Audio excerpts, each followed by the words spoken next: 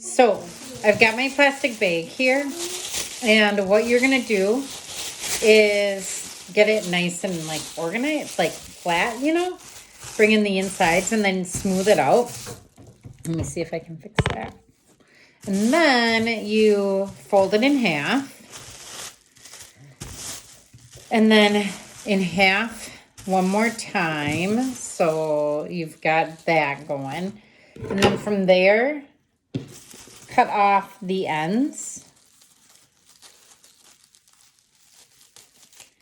And then I fold it in half one more time, but it's easier to cut off the ends when it's not folded into eighths yet.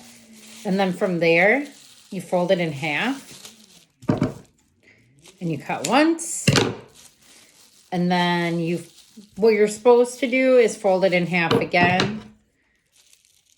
And then in half again, and then cut them in half one more time. What I do is I take that part and I cut it into 4 pieces. So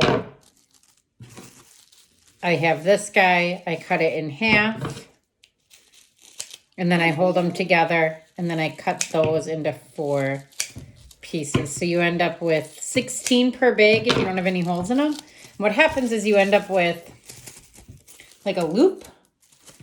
And then you just take these loops and you do a slip knot with them. You slide them together and pull. When I'm doing it, I like to feel and make sure that like there's not any tears in it. Walmart bags tend to have tears and other bags don't. And you'll learn really quick how they feel differently. But you end up making a whole string of them. You can just make like a whole thing of yarn by looping these together and roll it up into a ball. But what I like to do is do like 10 of them at a time and then crochet with them and then add another 10 and then crochet again. Because otherwise, I worry that like they're going to break and then it's hard to tie them back together again. So that's it. This just becomes your yarn. And then where you would start your loop, you take this, make it first loop. And I didn't grab a crochet hook, but this would be the... where you put in your hook, and then your yarn ends up being like doubled up. So this is just like your regular old yarn. It's just 2-ply.